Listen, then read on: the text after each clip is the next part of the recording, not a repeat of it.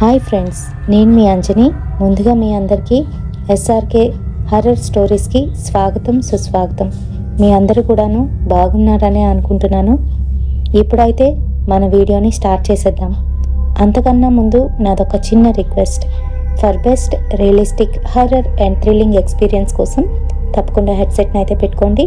ఇప్పుడైతే ఏమాత్రం ఆలస్యం చేయకుండా వీడియోలోకి వెళ్ళిపోదాం.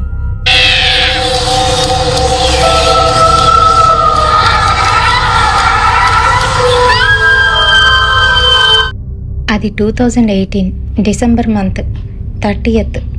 ఇంకా 31st ఎప్పుడు వస్తుందా అని ఎదురు చూస్తున్నారు కిషన్, ఇంకా అలాగే రోహన్ కిషన్ ఇద్దరు కూడాను బెస్ట్ ఫ్రెండ్స్. మరి వాళ్ళకి ఒక చిన్న హాబీ అయితే ఉంది. అదేంటి అని అంటే ఎవ్రీ ఇయర్ వాళ్ళు ఇక్కడ అంటే సిటీలో కాకుండా వేరొక చోటుకి దూరంగా వెళ్ళి ప్లెజెంట్గా ఉన్న ఏరియాలోని వాళ్ళు న్యూ ఇయర్ని అయితే సెలబ్రేట్ చేసుకుంటూ ఉండేవారు. అక్కడ ఉన్న నేచర్ని ఎంజాయ్ చేస్తూ అక్కడ కొన్ని పిక్స్ని క్యాప్చర్ చేస్తూ వాళ్ళ కెమెరాలోని వాళ్ళు అక్కడ రాత్రంతా కూడా ఎంజాయ్ చేసి మార్నింగే సిటీలోకి వచ్చి దైవ దర్శనం చేసుకొని ఇంటికి వెళ్ళడం వీళ్ళకి ప్రతి సంవత్సరం అలవాటు. అలా 5 years నుంచి అయితే చేస్తున్నారు. ఇప్పుడు ఇద్దరికి 21 years అయితే ఉన్నాయి. మరి ఇద్దరు కూడాను ఆ ఏజ్కి వచ్చేసరికి కొంచెం ఆకతాయిలుగానైతే తయారయ్యారు, కానీ మినిమం ఎథిక్స్ అయితే ఉన్నాయి. మరి ఆ రోజు నైట్ అయితే గడిచిపోయింది. 31st నైట్ రానే వచ్చింది. అమ్మా, కిషన్ గారితో కలిసి నేను అలా వెళ్ళి వస్తాను, ఈరోజు నైట్ రాను, నీకు తెలుసు కదా అని చెప్తున్నాడు. రోహన్, జాగ్రత్తరా అని చెప్తుంది ఓ పక్క నుంచి వాళ్ళ చెల్లి. నువ్వే నాకు జాగ్రత్తలు చెప్పు, నువ్వు అమ్మ జాగ్రత్త, నాన్న వచ్చేస్తారు కదా, ఇంట్లో టీవీ చూసుకొని కూర్చోండి అని చెప్తూ మగరాయిలాగా వెళ్ళిపోతున్నాడు. రేపు తెల్లవారు త్వరగా వచ్చేయి, మనం గుడికి వెళ్ళాలి అని అంటుంది వాళ్ళ అమ్మ. వచ్చేటప్పుడే నేను గుడికి వెళ్ళొస్తాను, మీరు వెళ్ళండి అని చెప్తూ తనైతే వెళ్ళిపోయాడు. ఇంకా కిషన్ వాళ్ళ ఇంటికి వెళ్ళి కిషన్ రారా అని పిలుస్తున్నాడు. కిషన్ వాళ్ళ ఇల్లు అక్కడి నుంచి ఒక 3 kilometers దూరంలోనైతే ఉంటుంది. వాళ్ళ అపార్ట్మెంట్లో నుంచి కిషన్ అయితే తన బండి తీసుకొని వస్తున్నాడు. నీ బండి వద్దు, మనం క్యాబ్లో వెళ్దాం అని చెప్తున్నాడు. ఎందుకురా క్యాబు అని అంటూ ఉంటే లేదు క్యాబ్లోనే వెళ్ళాలి, చాలా దూరం అని చెప్తున్నాడు. సరే ఇంటికి ఎక్కడికి వెళ్ళాలి అని అడుగుతూ ఉంటే లేదు, అది సస్పెన్స్ అంటూ తన్నైతే తీసుకువెళ్ళిపోయాడు. ఇంకా ఇద్దరు కూడా క్యాబ్ అయితే బుక్ చేసుకున్నారు.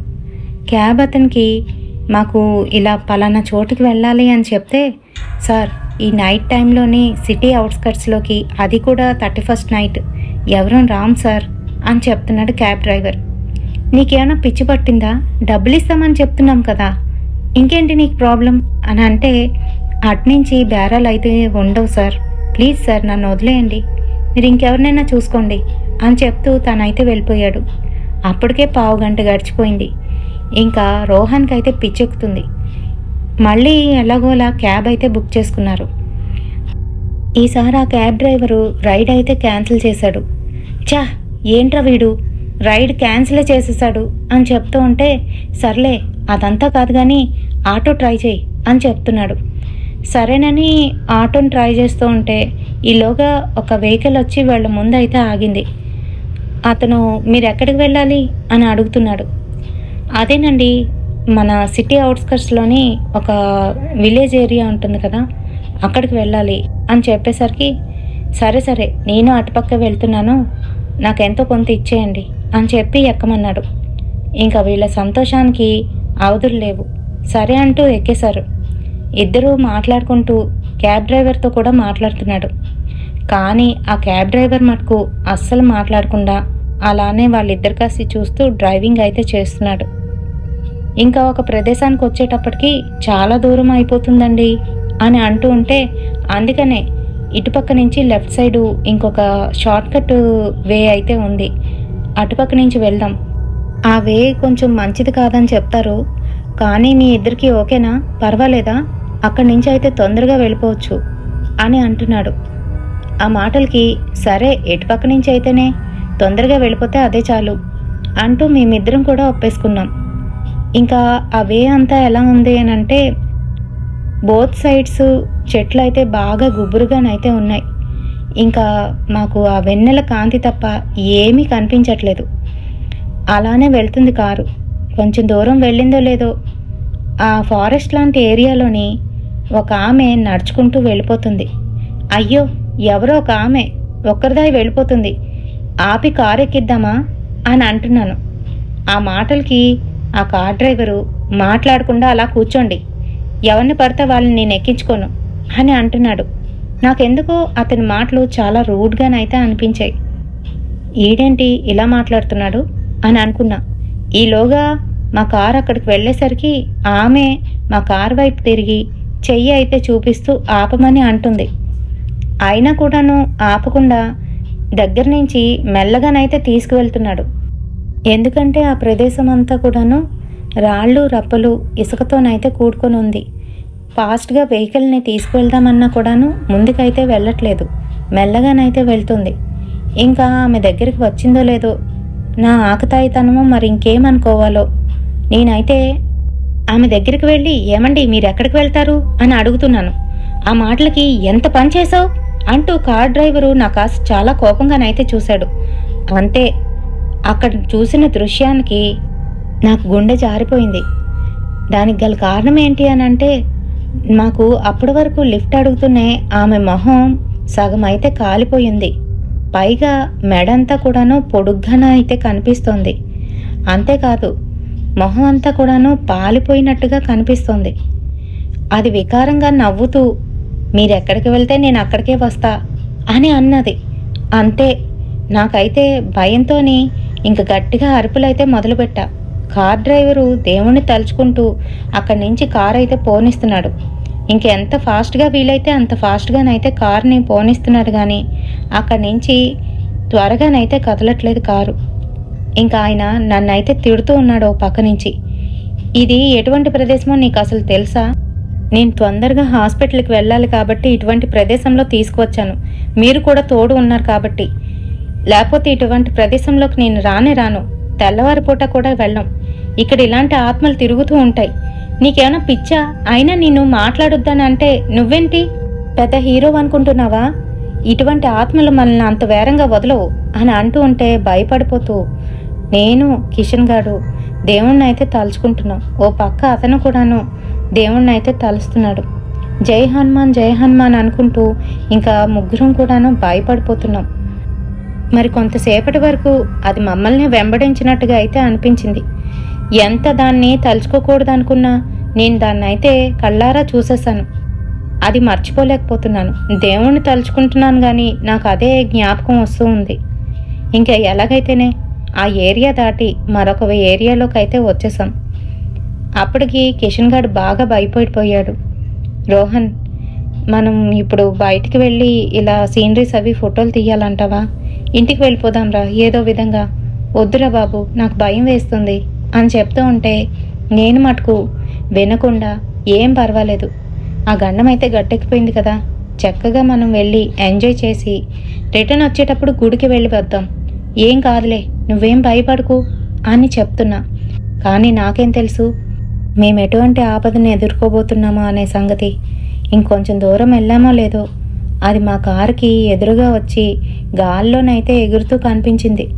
అంతే, మా క్యాబ్ డ్రైవరు గట్టిగా దేవుణ్ణి జపిస్తూ ముందుకైతే పోనిస్తున్నాడు. అస్సలు ఆగట్లేదు. అది మటుకు మా దగ్గరికి రాకుండా మా కారు మీదే ఎగురుతున్నట్టు మాకు కారు మీద ఏవో శబ్దాలు అయితే వినబడుతున్నాయి. దేవుణ్ణి తలుచుకుంటున్నాం. ఒకరినొకరు చూసుకుంటూ ఎంత పని చేశామని అనుకుంటున్నాం. అంతా నా వల్లనే అని నేనైతే బాధపడుతున్నా. మరి కొంచెం దూరం వెళ్ళాక ఆ దెయ్యం అయితే మాకు ఇంకా కనిపించలేదు. చాలా రిలీఫ్గానైతే అనిపించింది. అమ్మయ్య అనుకున్నా. మొత్తానికి ఎలాగైతేనే మేము వెళ్ళాల్సిన విలేజ్ దగ్గర అయితే అతను మాకు ఆపేసి ఇంకెప్పుడు ఇలాంటి పని చేయకండి అని చెప్తూ అక్కడి నుంచి అయితే వెళ్ళిపోయాడు అర్జెంటుగా. ఎందుకంటే అతని భార్యకి ఒంట్లో బాగాలేదు. అతను అందుకనే హాస్పిటల్కి వెళ్ళాలి. హాస్పిటల్లో అడ్మిట్ చేసిన భార్యను చూడడానికి అయితే వెళ్తున్నాడు. అంతవరకే మాకు తెలుసు. మరైతే మేము ఆ విలేజ్లోకి వెళ్ళాము. విలేజ్ అంతా కూడా నిర్మానుష్యంగా ఉంది. ఎందుకంటే మీకు తెలుసు మన పట్టణాల్లో ఉన్నంత పిచ్చిగానైతే న్యూ ఇయర్ని అక్కడ సెలబ్రేట్ చేసుకోరు. మన వాళ్ళకి న్యూ ఇయర్ అంటే ఉగాది మాత్రమే. అయినా కొంతమంది ఆకతాయిలు చెరువు ఒడ్డుకెళ్ళి ఎంజాయ్ చేస్తూ ఉంటారు. మరి అలాంటి కొంతమంది మాకైతే ఎదురుపడ్డారు. ఎక్కడి నుంచి వస్తున్నారు భయ్యా అని అంటే మేము పలానా చోటు నుంచి వస్తున్నామని చెప్పాం. సరే మాతో జాయిన్ అవుతారా అంటూ వాళ్ళు చేసుకుంటున్న చిన్న పార్టీలోనే జాయిన్ అవ్వమన్నారు. సరేనని మేము కూడా ఎంజాయ్ చేస్తూ వాళ్ళతోనైతే జాయిన్ అయ్యాం. కానీ మా మటుకు మేము కొంత దూరం వెళ్ళి అక్కడ ఏమైనా మంచి సీనరీస్ ఉంటే అవన్నీ కూడా క్యాప్చర్ చేస్తున్నాం.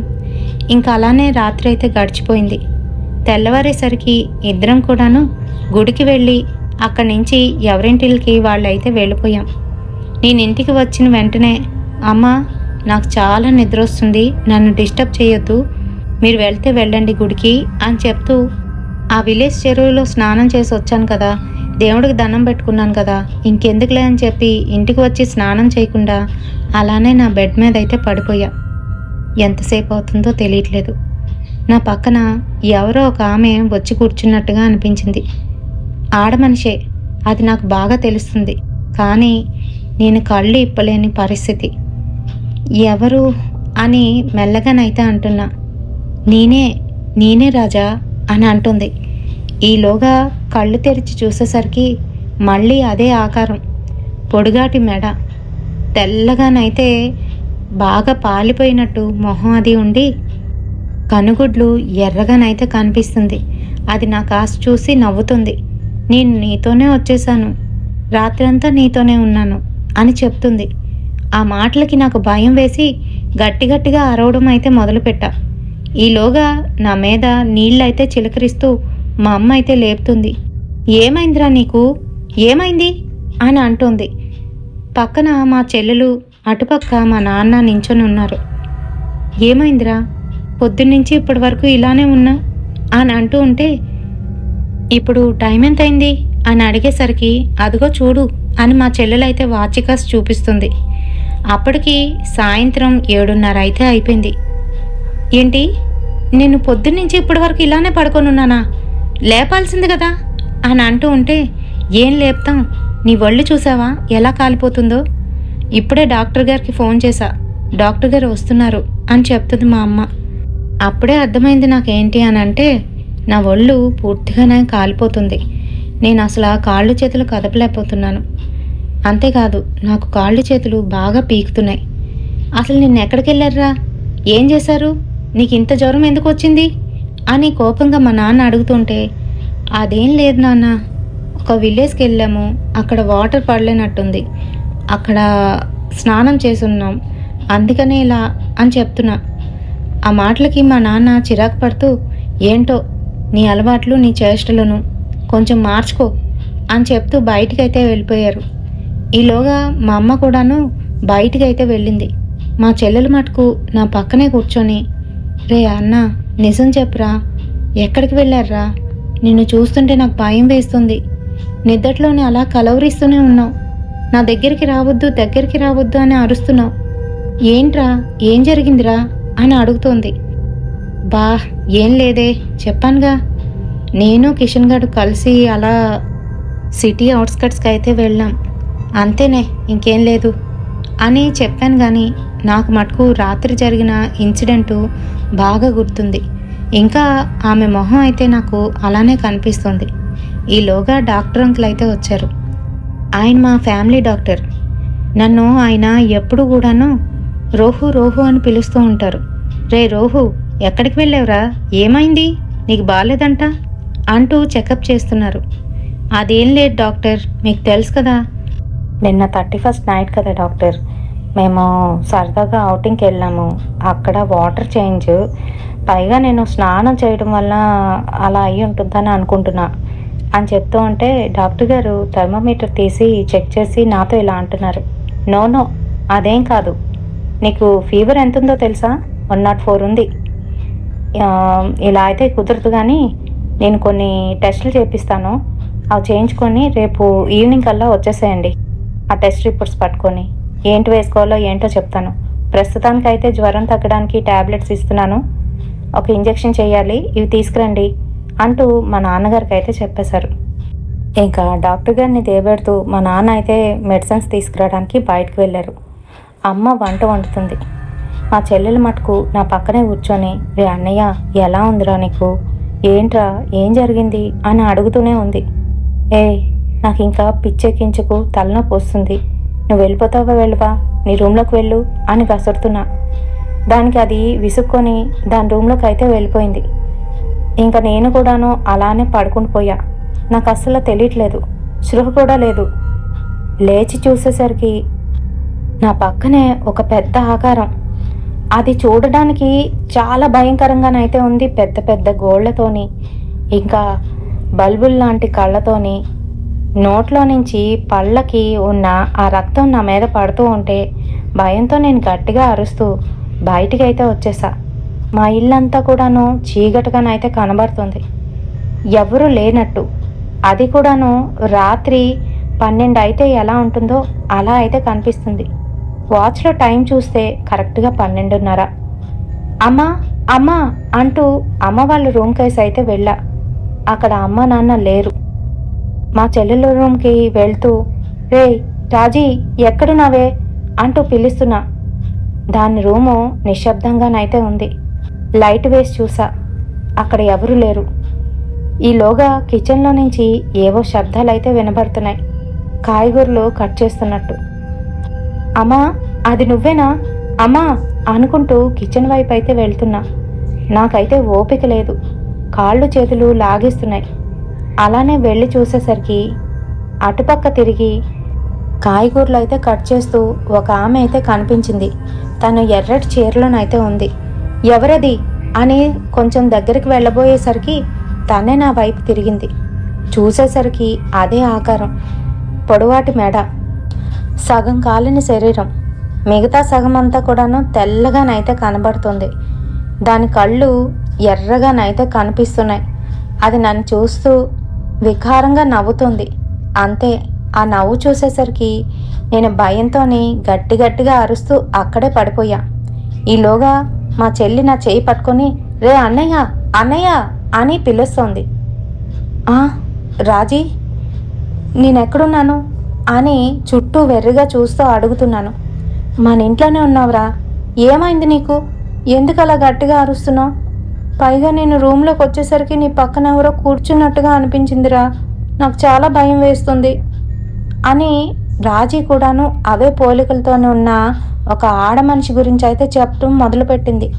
అంతే, నాకు అర్థమైపోయింది ఇది నా వెంటే పడింది, నా వెనకాతలే వచ్చింది అని చెప్పి. అయినా కూడాను ఆ విషయం చెప్తే వాళ్ళు భయపడతారు, ఇంకా ఏవేవో చేయిస్తారని నేనైతే కామ్గానైతే ఉన్నాను. ఇంకా ఈలోగా మా అమ్మ అన్నం పట్టుకొని వచ్చింది. రే కాస్త ఏదైనా తింటే ఆ ట్యాబ్లెట్లు వేస్తానురా, 9:30 అవుతుంది, ఇంకా ఆలస్యం చేస్తే అరగదురా అని చెప్తుంది. నేను అప్పుడు టైం వంక చూసేసరికి అప్పటి వరకు 12:30 అయిన టైము ఇప్పుడు నాకు 9:30 అయితే చూపిస్తుంది. నాకేమీ అర్థం కావట్లేదు, పిచ్చెక్కుతుంది. సరేనంటూ అన్నం తినడానికైతే కూర్చున్నా. ఇంకా అమ్మ కలిపి పెడుతూ ఉంటే అలానే తినేస్తున్నా. ఏంటి వీడు ఇలా తింటున్నాడు అని మా చెల్లెలైతే అడుగుతుంది. పోనీలేమ్మా, వాడు ఆకలితో ఉన్నాడు కదా అంటూ మా అమ్మ కూడాను మళ్ళీ అన్నం వేసుకొని తీసుకువచ్చింది. ఎప్పుడు తిన్నంత ఆకలితో ఉన్నట్టుగా నేనైతే తినేస్తున్నా. వాళ్ళు వండుకున్న అన్నంలోని కొంచెం మాత్రమే మిగిలింది, అంతా తినేసా. అప్పటికీ కూడాను నాకు ఇంకా ఆకలేస్తుంది. అయినా అమ్మ ఏమనుకుంటుందా అని అలానే ఆగిపోయా. సర్లే కుక్కర్ పెట్టి రాజీ, మన ముగ్గురం తిందాంలే, పర్వాలేదు నాన్న తిను అంటూ మా అమ్మ అయితే తినిపించింది. ఆ తర్వాత నాకు ట్యాబ్లెట్లు ఇచ్చి మా అమ్మ వాళ్ళు పడుకున్నారు. నేను కూడా పడుకున్నాను. అంతే, అక్కడ వరకే నాకు గుర్తుంది. ఆ తర్వాత ఏం జరిగిందో నాకైతే గుర్తులేదు. మా చెల్లెలైతే నేను రికవరీ అయిన తర్వాతే ఈ విషయాలు నాతో చెప్పింది. మరి ఆ రోజు నుంచి మా అన్నయ్య ప్రవర్తనలోని చాలా మార్పులు. మా అన్నయ్య పూర్తిగా మారిపోయాడు. తను ప్రతిరోజు చేసే పనులు ఏవైతే ఉన్నాయో అవి కూడా చేసుకోవడం మానేశాడు. కాలేజీకి వెళ్ళట్లేదు, ఇంట్లోనే ఉంటున్నాడు. పిచ్చెక్కిన వాడిలాగా తనలో తానే మాట్లాడుకోవడం. అన్నం పెడితే నాకు అన్నం కాదు నాన్ వెజ్ కావాలి, నాన్ వెజ్ పెట్టండి అంటూ అరవడం. తన్ని తానే హర్ట్ చేసుకోవడం, అక్కడికి దగ్గరికి వెళ్తే మమ్మల్ని హర్ట్ చేయడం మొదలయ్యింది. ఇరుగు పొరుగు వాళ్ళందరూ కూడాను మా ఇంట్లో వస్తున్న శబ్దాలు, మా ఇంట్లో జరుగుతున్న విషయాలన్నీ కూడా తెలుసుకొని, మీ అబ్బాయిని ఏదైనా పిచ్చి హాస్పిటల్లో జాయిన్ చేసేయండి, ఇలా ఇంట్లో ఉంచుకొని ట్రీట్మెంట్ చేయడం కరెక్ట్ కాదు అని సలహాలు ఇస్తూ ఉండేవారు. మరి 21 సంవత్సరాల అబ్బాయి అలా మారిపోతూ ఉంటే ఇంట్లో ఉన్న వాళ్ళకి ఎలా ఉంటుంది? పైగా మా అమ్మకి పిచ్చెక్కిపోతూ ఉండేది. ఆమె చెయ్యని పూజ లేదు, చెయ్యని దీక్ష లేదు. నాన్నగారు అయితే ఎంతమంది డాక్టర్లకు చూపించారో మాకే తెలుసు. ప్రతిరోజు కూడాను ఏదో విధంగా భయపెట్టే విధంగా చేస్తూ ఉండేవాడు.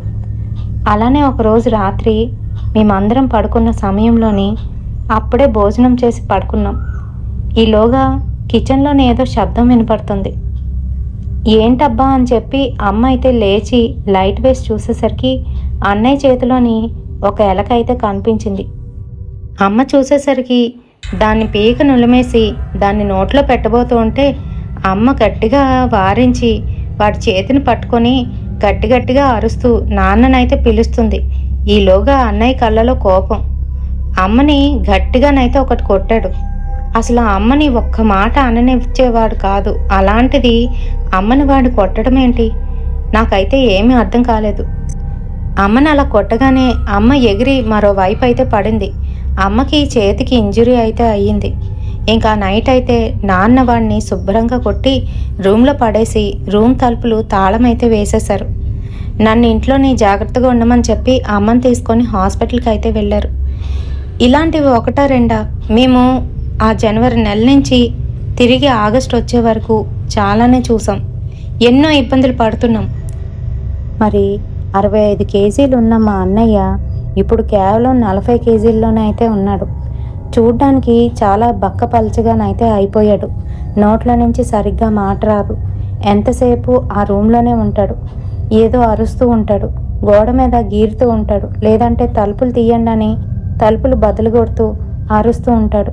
అంతేకాదు రాత్రిపూట అమ్మాయిలా మాట్లాడుతూ కేకలు పెడుతూ వీడిని తీసుకువెళ్ళిపోతా, వీడిని నాతో పాటు తీసుకువెళ్ళిపోతా మా ఆయన అంటూ మాట్లాడుతూ ఉండేవాడు. అసలు వాడు మాట్లాడుతున్న మాటలు మాకేమీ అర్థమయ్యేది కాదు. ఆ రూమ్లోనే ఉంటూ రూమ్ అంతటినీ కూడాను పాడు చేసేసాడు. అది ఎలాగా అంటే వాడు అక్కడే టాయిలెట్కి వెళ్ళడం, ఇంకా అలాగే చండాలం చేయడం అంతా కూడా చేస్తూ ఉండేవాడు. మరి రూమ్ క్లీన్ చేద్దామని వెళ్తే మటుకు మా మీద పడి మమ్మల్ని రక్కుతూ కొడుతూ ఇబ్బంది పెడుతూ ఉండేవాడు. అందుకే ఆ రూమ్ని కూడా క్లీన్ చేయడం మానేశాం. ఎప్పుడో అమావాస్యకి పుణ్యానికి జాగ్రత్తగా వాడు పడుకునే సమయానికి మా నాన్నగారితో కలిసి వెళ్ళి ఆ రూమ్ని క్లీన్ చేసి బయటకైతే వచ్చేస్తూ ఉండేవాళ్ళం. అప్పటికే మా నాన్నగారు చాలామంది తాంత్రికులకి అందరికీ కూడా చూపించారు. అయినా కూడా ఏమీ లాభం లేకపోయింది. మరి మాకు ఆచార వ్యవహారాలు చాలా ఎక్కువ. అది ఆగస్టు నెల, పితృపక్షం రానే వచ్చింది. ఇంకా ఆ సమయంలోని మా నాన్నగారు ఇంటినంతటినీ కూడా శుభ్రం చేయించి మరొకసారి పెయింటింగ్స్ అయితే వేయిస్తూ ఉంటారు. మరి అదేవిధంగా మేమైతే పెయింటింగ్స్ వేయించుకుంటున్నాం. పెయింటింగ్స్ వేయిస్తున్నాం కానీ వాడి రూమ్ వైపు మటుకు ఎవరిని వెళ్ళొద్దని చెప్పేశాం. వాడికి ఏదో సమయానికి భోజనం పెట్టి మళ్ళీ బయటకైతే వచ్చేసి తలుపులు తాళం అయితే వేసేస్తూ ఉండేవాళ్ళం. అయితే ఆ పనులు చేస్తున్న వాళ్ళలోని విష్ణు శర్మ అనే ఒక కార్పెంటర్ అయితే మా ఇంటికి వచ్చాడు.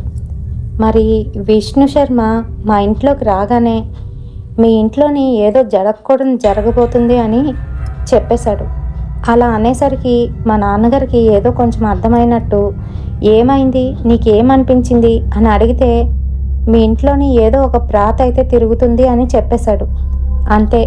ఆ మాటకి మా నాన్న అయితే నిజమే అంటూ తన్ని అడగడం మొదలుపెట్టారు. నీకెలా తెలిసింది? నీకు ఈ విషయాలన్నీ బాగా తెలుసు అనుకుంటానే అని అంటే, అవును సార్, నాకు బాగా తెలుసు అని విష్ణు శర్మ అనేసరికి నాన్నగారు అయితే అన్నయ్యకి జరిగిన విషయం అంతా కూడా చెప్పారు. ఇలా జనవరి నెలలోని బయటికి వెళ్ళి వచ్చిన దగ్గర నుంచి ఇలా మారిపోయాడని మొత్తం అంతా కూడా చెప్పేశారు. అయితే విష్ణు శర్మ అంకుల్ మటుకు మాకు ఒక విషయాన్ని అయితే చెప్పారు. అదేంటి అని అంటే, మెహందీపూర్ బాలాజీ టెంపుల్కి తీసుకువెళ్తే అక్కడ ఎటువంటి ఇలాంటి దుష్ట ఆత్మలనైనా కూడాను తీసేస్తారు, బాగుంటుంది, వెళ్ళి తీసుకురండి అని చెప్తూ ఉంటే నాన్న మటుకు ఒకటి చెప్పారు. ఇప్పుడు మా అబ్బాయిని అయితే మేము ఎక్కడికి తీసుకువెళ్ళలేము, అటువంటి పరిస్థితుల్లోనైతే లేడు, వాడిని కడపడానికే భయం వేస్తుంది అని చెప్పారు. ఇంకా విష్ణు శర్మకి కూడాను మా ఇంట్లోని పరిస్థితి పూర్తిగా అర్థమైంది. లేదంటే ఎవరినైనా తాంత్రికుడిని పిలిచి పూజలు చేపించండి అని చెప్తూ ఉండగా ఈలోగా అమ్మ అయితే అక్కడికి చేరుకుంది. ఏంటి, ఏం జరుగుతుంది అని అడుగుతూ, ఏం లేదు, ఇతనికి ఈ విషయాలన్నీ బాగా తెలుసంట, తాంత్రిక పూజ ఇంట్లో చేపిస్తే మంచిది అని చెప్తున్నారు అని అంటూ ఉంటే ఈలోగా శర్మ అంకులు మా అమ్మతో ఇలా అంటున్నారు, మీరు ఇప్పుడు ఏమీ చేయించలేదనుకోండి, మీ అబ్బాయి కూడా చనిపోతాడు అనేసి. ఆ మాటలకి అమ్మ అయితే గట్టిగా అరుస్తూ తిడుతూ, నీకేం బుద్ధి లేదా, ఎవరో నువ్వు, అసలు మా ఇంట్లోకి వచ్చి ఇలాంటి మాటలన్నీ ఆడుతున్నావు, మా అబ్బాయికి బాగానే ఉంది, వెళ్ళిపో, నువ్వు ఇక్కడి నుంచి పంపించేయండి అని అంటూ ఉంటే నాన్న అయితే ఊరుకోబెట్టి, అలా కాదు, ఉండు లక్ష్మి, నీకు అర్థం కావట్లేదు అంటూ నాన్న అన్ని వివరంగానైతే చెప్పారు అమ్మకి. అతను ఏదో చేస్తాడంట, అతనికి ఈ విషయాలన్నీ కూడా తెలుసంట, మనల్ని మెహందీపూర్ బాలాజీ టెంపుల్కి వెళ్ళమంటున్నారు, కానీ అక్కడికి ఎలా చేరుకోగలం, వీడా చూస్తే ఇలా ఉన్నాడు అని చెప్తున్నారు నాన్న. ఆ మాటలకి అమ్మ అయితే కాస్త శాంతించింది. ఈలోగా అమ్మ సెల్కి ఫోన్ అయితే వస్తుంది. అదెవరో కాదు, కిషన్ వాళ్ళ అమ్మగారు అయితే ఫోన్ చేస్తున్నారు. మరి చిన్నప్పటి నుంచి పక్కపక్క ఇంట్లలో ఉండడం వల్ల కిషన్ వాళ్ళ అమ్మ, మా అమ్మ బెస్ట్ ఫ్రెండ్స్, అలాగే వీళ్ళిద్దరూ కూడాను. ఏమైంది అని అమ్మ ఫోన్ లిఫ్ట్ చేస్తే కిషన్ వాళ్ళ అమ్మ ఏడ్చుకుంటూ, కిషన్ చనిపోయాడు, 12వ అంతస్తు నుంచి దూకి చనిపోయాడు అని చెప్తూ బోరుమని విలిపిస్తోంది. ఎంత పని అయిపోయిందని గట్టిగా అరుస్తూ అమ్మ కూడా ఏడుస్తోంది. నాన్న అడిగితే నాన్నకి విషయం అంతా చెప్పింది. నేను చెప్పాను కదా, అది వీళ్ళని బ్రతకనివ్వదు, చంపేస్తుంది, మీరు తొందరగా మీ అబ్బాయి గురించి ఏదైనా నిర్ణయం తీసుకోండి అని చెప్తూ అక్కడి నుంచి అంకుల్ వెళ్ళిపోతూ అన్నయ్య డోర్ కాసి విచిత్రంగానైతే చూస్తున్నాడు. మరి లోపల నుంచి అన్నయ్య కూడా అతన్ని అయితే చూస్తున్నాడంట. ఆ సంగతి అతనే చెప్పారు. ఆ తర్వాత అమ్మ కిషన్ అన్నయ్య వాళ్ళ ఇంటికి వెళ్ళి అక్కడ కార్యక్రమాలన్నీ చూసుకొని రాత్రికైతే అమ్మ నాన్న ఇద్దరు తిరిగి వచ్చారు. అప్పటి వరకు నేను బిక్కుబిక్కుమనుకొని ఇంట్లోనైతే ఉన్నాను. మరి అది ఎలాంటి శక్తో అనేది అంకుల్ అయితే మాకు ముందే చెప్పారు. మీరు అతన్ని ఇలా కట్టిపెట్టి ఉన్నిస్తున్నామని అనుకుంటున్నారు, కానీ ఈ తాళాలు ఇవేమీ దానికి పనిచేయవు. అది ఎలా కావాలనుకుంటే అలా చేసుకోగలదు. కావాలని అది ఆ రూమ్లో నుండి బందీగా చేసుకొని మీ అబ్బాయితో ఆడుకుంటుంది. మీకు అది అర్థం కావట్లేదు అని చెప్పారు. మరి ఆ రోజు నిజంగానే మేమందరం పడుకున్న తర్వాత అర్ధరాత్రి సమయంలోనే తన రూమ్లో ఉన్న కిటికీ గ్రిల్ని అయితే ఓపెన్ చేసి అక్కడి నుంచి గొట్టాలు పట్టుకొని బలిలా పాక్కుంటూ కిందకి దిగి మరి ఎక్కడున్నాడో ఏంటో అనేది తెలియకుండానే ఆ విష్ణు శర్మ అంకుల్ వాళ్ళ ఇంటికి అయితే వెళ్ళాడంట. మరి ఇలాంటి ప్రాతలకి వాటి గురించి చాలా సులువుగానైతే తెలిసిపోతుంది, ఎవరెక్కడ ఉంటారు, ఏం చేస్తూ ఉంటారు అనే సంగతులు. విష్ణు శర్మని చంపడానికి అయితే వెళ్ళాడు.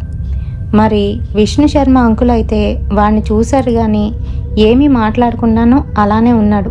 ఎందుకంటే ఆ సమయంలోని ఆ అంకులు ఏదో హోమం చేస్తూ ఎదురుగా కాళీమాతనైతే పూజిస్తూ ఉన్నారంట.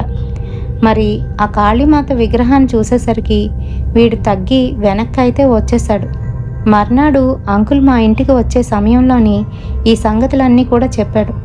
ఏంటి, మా అబ్బాయి మీ ఇంటికి వచ్చాడా, వాడికి అసలు మీ ఇల్లే తెలీదు, ఏం మాట్లాడుతున్నారండి, 2 తాళాలు వేస్తున్నాయి చూస్తున్నారు కదా వాడి గదికి అని మా నాన్న అంటూ ఉంటే, మీరేంటనుకుంటున్నారు, దాని శక్తిని మీరు ఇంకా అంచనా వేయలేదు అంటూ ఏదేదో చెప్తూ ఉంటే ఈలోగా లోపల నుంచి గట్టిగా అరుస్తున్నాడు.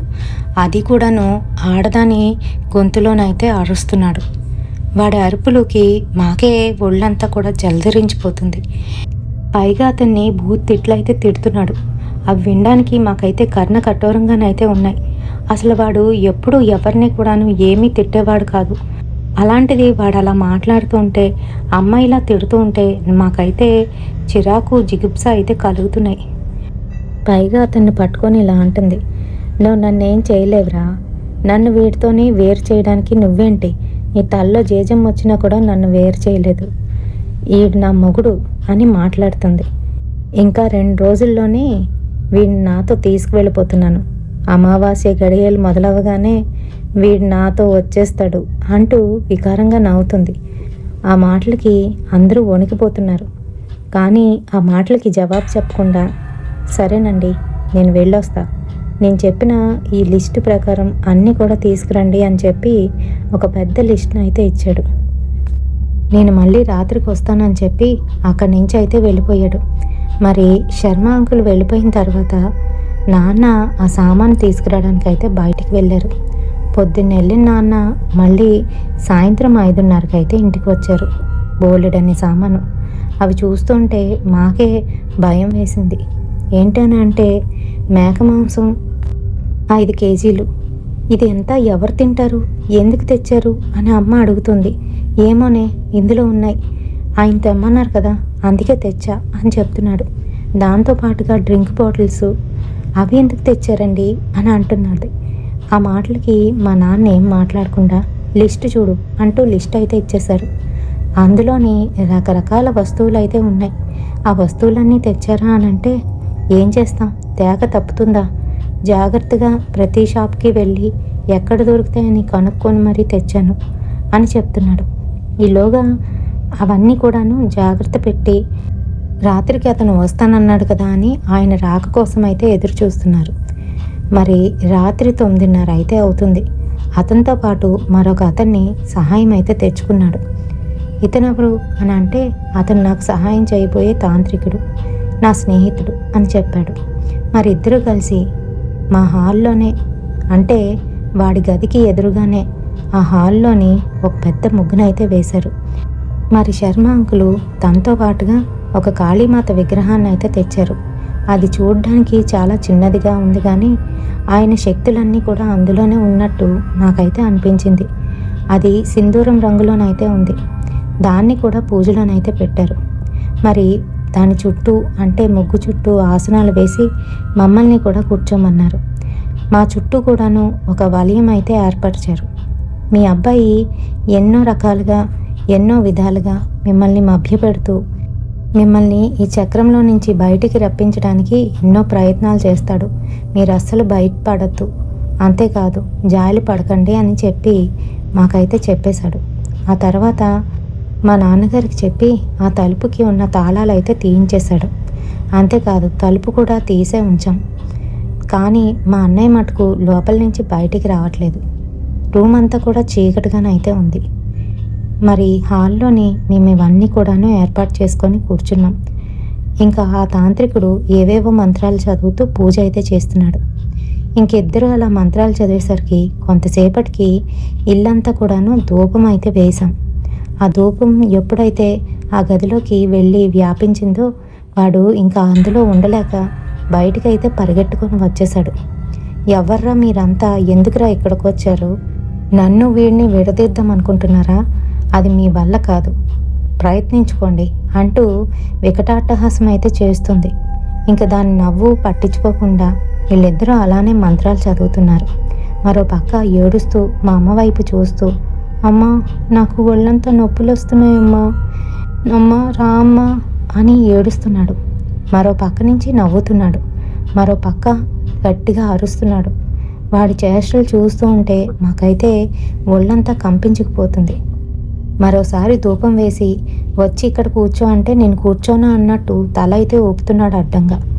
ఇంకా గట్టిగా మాట్లాడి అతను ఏవో మంత్రాలు చదివి మళ్ళీ ఆ హోమంలోని వేసేసరికి అంతే వచ్చి కూర్చున్నాడు. కూర్చున్న వాడికి అక్కడ పెట్టిన మాంసము, మద్యము, వాటితో పాటుగాను ఏవో అసభ్యకరమైనవి తెచ్చి వాడి ముందైతే పెట్టారు. అంతే, మారు మాట్లాడకుండా అదంతా కూడా తినేస్తున్నాడు. అసలు వాడు కడుపా లేదా ఇంకేమైనానా? 5 కేజీల మాంసం ఏమీ కాకుండా 2 చేతులతోని తినేస్తున్నాడు. అది తిన్న తర్వాత మద్యం కూడా సేవించాడు. ఇంకా వాడికి ఎప్పుడూ అలవాటు లేనిది ఆ పని. మద్యం ఎప్పుడు కూడాను తాగేవాడు కాదు. అలాంటిది అక్కడున్న 3 బాటిల్స్ కూడాను ఎత్తిన సీసా దించకుండా తాగేశాడు. ఇంకా అవన్నీ తినిన తర్వాత వాడు ఇలా ఊగిపోతున్నాడు. వాడు కడుపు సహించట్లేదు. కానీ వాడిలో ఉన్నది మటుకు పూర్తిగానైతే తినేసింది. ఇంకా అప్పుడు ఆ తాంత్రికుడు ఇలా అంటున్నాడు, నువ్వు ఎవరో చెప్పవే ఇప్పటికైనా అని అడుగుతూ ఉంటే మళ్ళీ నేను చెప్పను అన్నట్టు తల అయితే అడ్డగా ఊపుతున్నాడు. వాడు అలా ఊపుతుంటే కొరడా తీసుకొని ఒక దెబ్బ అయితే వేశాడు. అంతే, గట్టిగా అరుస్తున్నాడు. ఇంకా ఏవో మంత్రాలు చదివి బూడిద లాంటిది తన పైన అయితే వేశారు. అంతే, ఒక్కసారిగా గట్టిగా అరుస్తూ నేనెవరినంటే నా పేరు సావిత్రి, వీడి భార్యని అని చెప్తుంది.